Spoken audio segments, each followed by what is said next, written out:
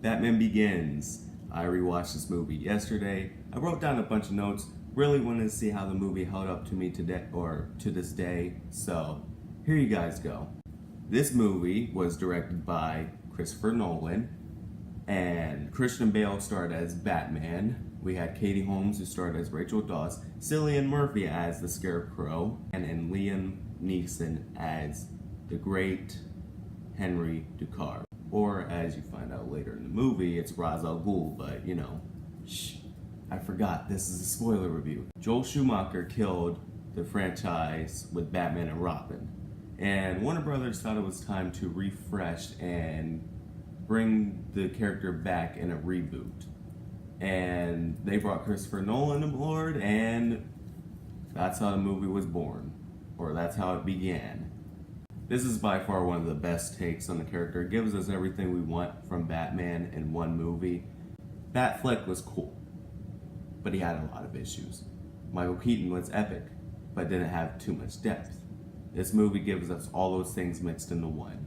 Gives us the detective side of Batman, gives us the whole idea of him using fear against his enemies, and on top of that, it gives us a really well done, well made origin story for the character. This is just a little disclaimer. There are spoilers in this movie. You have been warned. Basically, Batman Begins as a story about a young Bruce Wayne whose parents were killed in the alleyway. He grows up to be a very young, angry man in the future.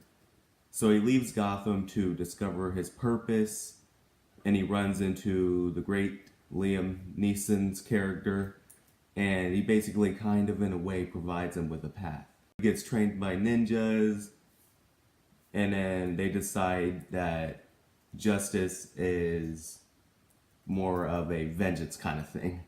They don't believe in mercy or anything like that. So they want to kill people, and they want to take down Gotham. Bruce is not for this. So he burns their place down and he leaves. And he meets his Wayne tech expert, Lucius Fox, and then he becomes what his destiny has been calling him to be. He becomes the Batman. Let's talk about Christian Bale. He's great. He is Batman as far as I'm concerned. I'm glad that they gave him as much character development as they did. He has a lot of depth to his character, and for an actor like Christian Bale, that really does work for him. And there's just something about his look that really screams intimidating and Bruce Wayne. When he really puts on the cowl as Batman, he really does channel this other character, and I think that's great for Christian Bale.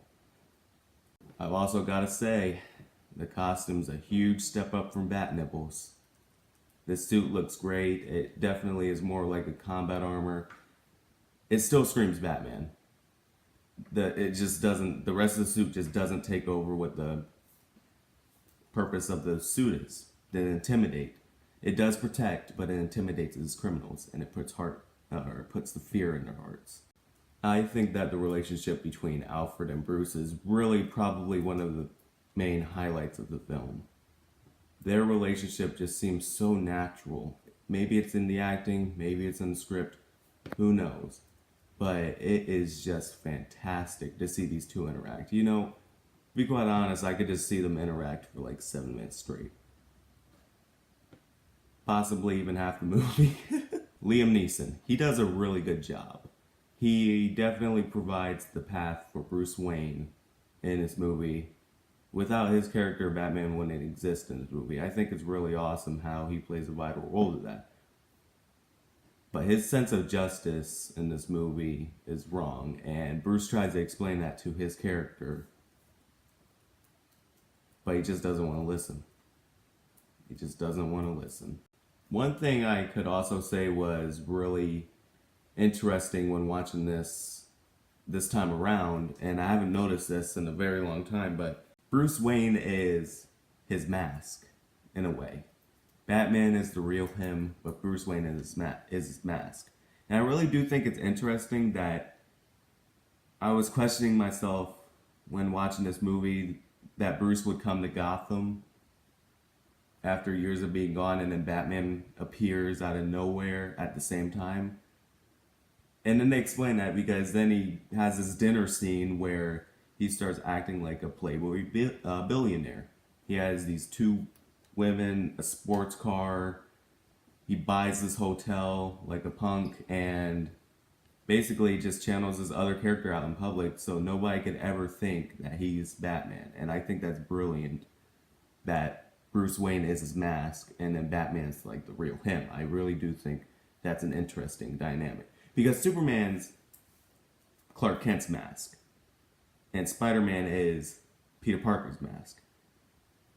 But for Batman, the fact that Bruce Wayne, the person he actually is his mask, is incredibly interesting.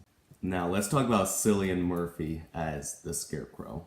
He really did nail this role as the Scarecrow. He really did what he was supposed to do, intimidate the audience and intimidate the people. His powers, he doesn't have any powers. He just uses this fear toxin that can make anybody afraid of him. You know, it could be bats, it could be fire, it could be tank tops, who knows. I really do wish that he was in more scenes though. I do feel like he was very underused in this movie. But when you kind of look at how they used him, it kind of does fit within it, if that makes any sense. Although my two favorite scenes of the Scarecrow in this movie are the scenes where Scarecrow hits Batman with that fear gas for the first time. And you can see like all of his fears emerging. I really do think that was a very well acted scene. It was really cool to see. And then, you know, he just dumps like gasoline all over Batman and he lights him on fire. Like, I thought that was a really good scene. The other scene I thought was really good is where he gets hit with his own gas by Batman.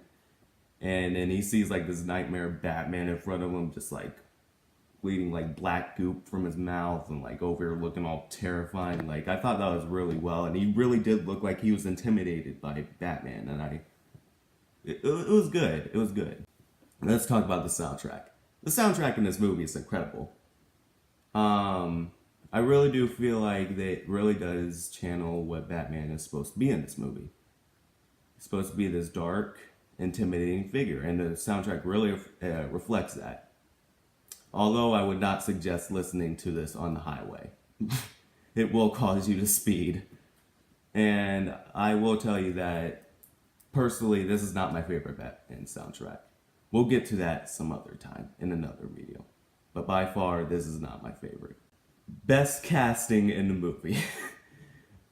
Commissioner Gordon and Lucius Fox, Gary Oldman and Morgan Freeman as Jim Gordon and Lucius Fox is some of the best casting I've ever seen in Batman films.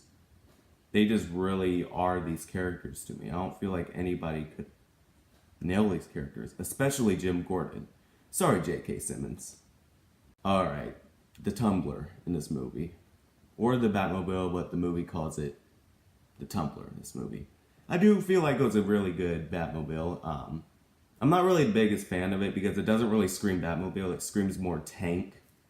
But the Batmobile I have always known as a slick, like stealthy car. That, you know, this car could not be stealthy at all. People would see it from a mile away. People would like hear it coming up.